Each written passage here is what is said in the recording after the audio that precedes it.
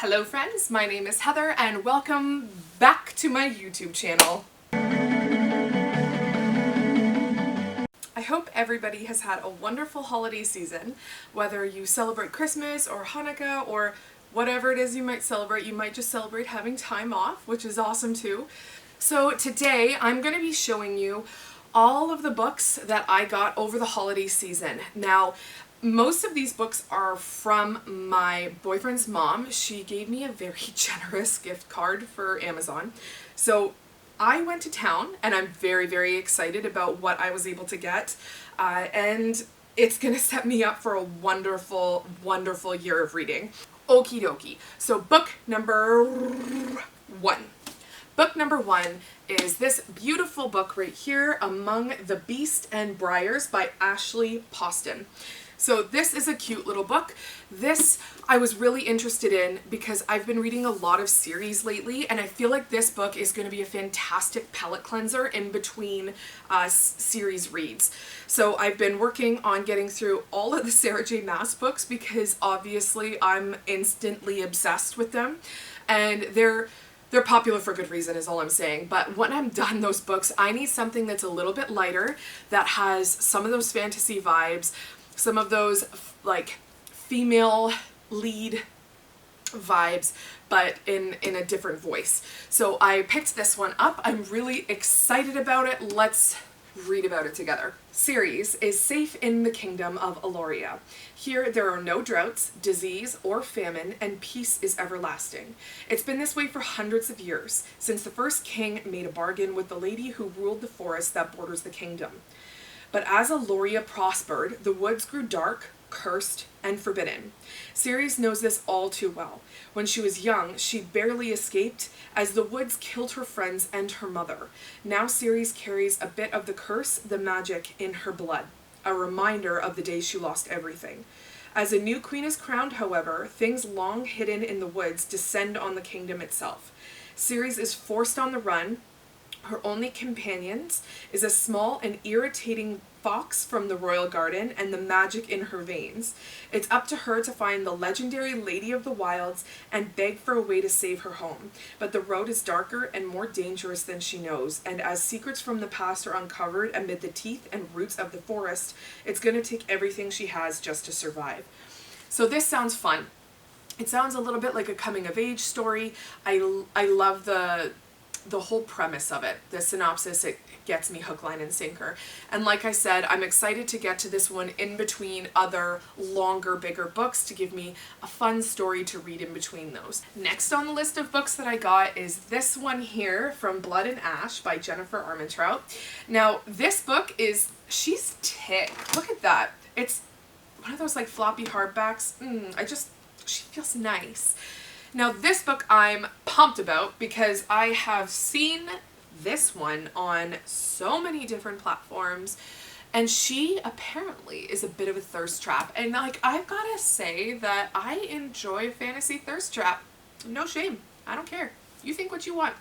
I like this. So this is From Blood and Ash. Let's talk about the synopsis. So, a maiden chosen from birth to usher in a new era. Poppy's life has never been her own. The life of the maiden is solitary, never to be touched, never to be looked upon, never to be spoken to, never to experience pleasure.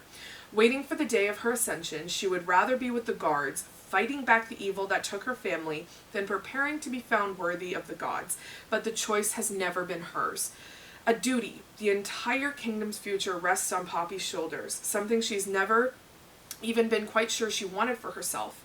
Because a maiden has a heart and a soul and longing, and when Hawk, a golden-eyed guard, honor-bound to ensure her ascension, enters her life, destiny and duty become tangled with desire and need. He incites her anger, makes her question everything she believes in, and tempts her with the forbidden. A kingdom forsaken by the gods and feared by the mortals. A fallen kingdom is rising once more, determined to take back what they believe is theirs through the violence and vengeance. As the shadow of those cursed draws closer, the line between what is forbidden and what is right becomes blurred.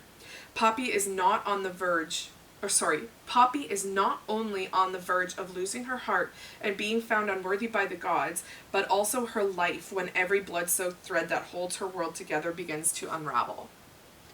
I'm hot listening to the synopsis. Like, his name is Hawk. Anyhow, excited to get into this one. I actually ordered myself the second one on Amazon already. It should be here in the next couple of days, because from what I understand, once you're done this book, you jump. You don't just pleasantly, you jump, you rip it open, and you start reading the second one. And I love that.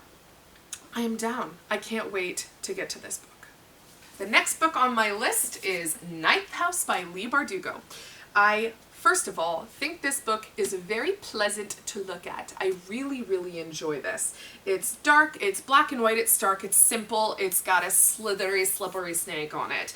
I love this. This looks like Reputation by Taylor Swift in a book. It's not that, but that's how I feel, and I really loved that era. Let's get back to the book. So Leigh Bardugo is wonderful. I have read her work before. She's very detail-oriented. She really likes to encourage character building. I love that in a book. Let's read the synopsis together. Galaxy Alex Stern is the most unlikely member of Yale's freshman class. Raised in the Los Angeles hinterlands by a hippie mom, Alex dropped out of school early and into a world of shady drug dealer boyfriends, dead-end jobs, and much, much worse. In fact, by age 20, she is the sole survivor of a horrific, unsolved multiple homicide. Some might say she's thrown her life away, but at her hospital bed, Alex is offered a second chance to attend one of the world's most prestigious universities on a full ride. What's the catch, and why her? Still searching for answers, Alex arrives in New Haven, tasked with the mysterious benefactors while monitoring the activities of Yale's secret societies. Their 8 windowless tombs are the well-known haunts of the rich and powerful and the high-ranking politicos of Wall Street's biggest players, but their occult activities are more sinister and more extraordinary than any paranoid imagination might conceive. They tampered with forbidden magic, and they raise the dead, and sometimes they prey on the living. This just sounds good. This sounds like little guy versus big guy. This sounds like the 1% being taken down by the average Joe. I really like this. It's got intrigue, a little bit of murder mystery. I love all of those things, but more in a fantasy context, which I'm here for. So I'm excited to get into this one. I've heard some good things. I haven't heard a lot, but doesn't matter. I'm pumped. This is the next one. Let's just take a second to appreciate it. Oh, look, yeah, even Squeak likes it here. Look at these pages. Look the contrasting, complementary colors. This is a beautiful book. It's a collector's edition of Dune. Yeah, I went for the collector's edition. Yes, it was irresponsible. Yes, this was not a cheap book. I bought this book on my own, okay? This wasn't a Christmas gift. This was a gift to me. But it is a beautiful book. I really, really love it. Just to look at. So let's hope what's on the inside matches what's on the outside. So Dune is a well-known sci-fi book. I'm really interested in getting into more sci-fi, into more genres that I haven't yet really attacked in my reading journey, because I have a hefty goal of books that I want to read this year, and I don't want to get bogged down by the same genre over and over and over again. I want to try to find more avenues to read, so this was an attempt at getting something that is in that sci-fi genre. So let's read about this together. My cats, though, they're in love. Hi, Ollie. Hi, buddy. Alright, so reading about Dune. Set on the desert planet Arrakis? Set on the desert planet Arrakis, Dune is the story of the boy Paul, heir to a noble family tasked with the ruling in oh man, I can't read today. Heir to a noble family tasked with ruling an inhospitable world where the only thing of value is the spice, melange, a drug capable of extending life and enhancing consciousness. Coveted across the known universe, melange is a price worth killing for. When House Atreides is betrayed, the destruction of Paul's family will set the boy on a journey towards a destiny greater than he could have ever imagined. As he evolves into the mysterious man known as Muad'Dib, he will bring to fruition humankind's most ancient and unattainable dream.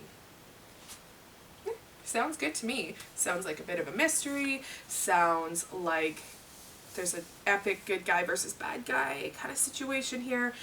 I am excited to get into this one. It's only about 600 pages. It looks thicker than what it actually is, so I'm excited to give this one a go and see if my first adventure into sci-fi was a little ambitious or if I can get through it. Next on my list is this one here, Chain of Gold by Cassandra Clare. Now this book I'm probably not going to get to right away because I have been researching which books to read as a preface to this one, because I honestly am a little intimidated by this whole chain of books that Cassandra Clare has, because I haven't read any of them. So I was wondering if I could just jump into this one and understand. And from what I understand, I have to read these 3 books first: Clockwork Angel, Clockwork Princess, before I read this one, which is great because I've been trying to put those on my TBR and get to them for a while now. So it gives me a motivator to get to this one. And there's another one coming out. I think it's Chain of Iron, coming out later this year. And I said in my last video that I really want to get to more series that are still coming, because it gives you something really fun to look forward to. So that is why I chose to get this one. It encourages even more reading. It allows me to get into my own personal library and actually read some of the books I already have that I haven't gotten to. Let's read the synopsis on this one together. Cordelia Carstairs is a shadow hunter, a warrior trained since childhood to battle demons. When her father is accused of a terrible crime, she and her brother travel to London in hopes of preventing the family's ruin. Cordelia's mother wants to marry her off, but Cordelia is determined to be a hero rather than a bride. Amen, sister. Soon Cordelia encounters childhood friends James and Lucy Herondale and is drawn to their world of glittering ballrooms, secret assassinations, and supernatural salons where vampires and warlocks mingle with mermaids and magicians. All the while, she must hide her secret love for James, who is sworn to marry someone else. But Cordelia's new life is blown apart when a shocking series of demon attacks devastate London. These monsters are nothing like those that shadow hunters have fought before. These demons walk in daylight, strike down the unwary with incurable poison, and seem impossible to kill.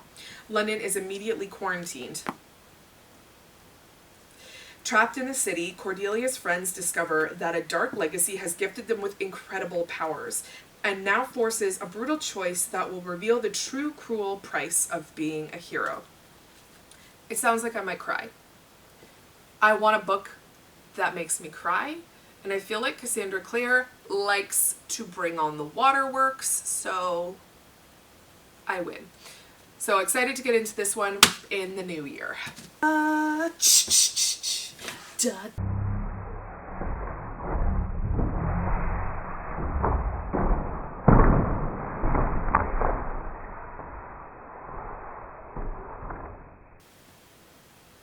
Oops.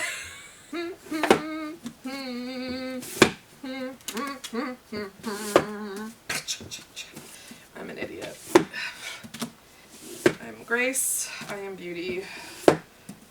I am not putting these in the right order, I don't think. It's okay, we'll figure it out later. I got this. I know I just spilled them on the floor and I put them in the reverse order. It goes this way. You're smelling what I'm stepping in, I hope. I am pumped about this. First of all, let's talk about the aesthetic of these books. They're hideous. I'm just gonna, let's just pull one out and let's talk about it. I am not a fan of the cover art for these books, but as we all know, it's what's on the inside that counts, folks. It doesn't matter what's on this dust jacket, because from what I understand, this series is something special. I love Sarah J. Maas's work. I'm not going to even bother putting that back in. I love her work. I have read her entire Court of Thorns and Roses series. I am currently reading Crescent City. I am halfway through and it's good. Crescent City's wonderful. It's got those Bible thin pages and it's got 800 pages, but it looks like it has 400. It's deceptive to me, and it's deceptive in the plot. I don't know what's going to happen. It's all good. It's fine. It's fine. Don't tell me what happens, okay? Leave it to me. I'm gonna read through it. Give me 2 days. Anyhow, back to this. I don't know nearly anything about this series. I haven't read any of the Dust Jackets. I don't know any of the plot. I am just, like, I have faith. I have faith that Sarah J. Maas won't do me wrong. I'm very, very excited to get into this one. This is going to be a passion project. This is going to take me a while because I don't feel as though I'm going to read them back to back to back to back, because I think I'm going to need like palate cleansers in between. You know, I'm going to need little books here and there. I want to get to other series as well. I don't want to just saturate my reading list with Sarah J. Maas, and I want to take my sweet time with this, you know? Yeah, you get it. Anywho, yeah, so this is one of the most exciting things I got. Plus, like, it comes in this big old box. It looks nice on my shelves because they're ugly, but they all match. It's great. Alrighty, folks. So that is my Christmas haul, both from people in my family and people close to me, and from myself. Merry Christmas to me. And this is going to give me a lot to work with for the beginning of the year. Now, it is my goal for this year to try to read all of the books that I own that I have not yet read. I have quite a few that I have not read yet, and I want to try to get some new releases and continue series that I started in the past year, but also get to things that I have not yet started. So that's a huge goal of mine. I don't want to just go and buy new books and buy new books and buy new books. I want to enjoy the ones that I have. I know that it is a common thread on the book sphere to have lots of books that you never end up getting to, and I don't really want to do that. I don't want to feel wasteful within myself. Not saying that other people are, but just for me, I want to get through all of the ones that I have. And if I don't love some of them, or if I don't finish some of them, I'd love to give them to other people that would. So that's a big goal of mine in the new year. Like I said before, my Goodreads goal is 80 books, and that's more so for me because I have the time in my life to do a lot of reading, but if I don't set myself a goal, I'm a very goal-oriented person. If I don't set myself a goal, I probably won't work on it. So I want to have that goal so I can write it in the app and I can see my progress as I go. That's very helpful for me to continue just making progress. So that is why I choose to go on Goodreads. I know for some people it can be a little intimidating or it makes them feel a little off, but it doesn't work that way for me.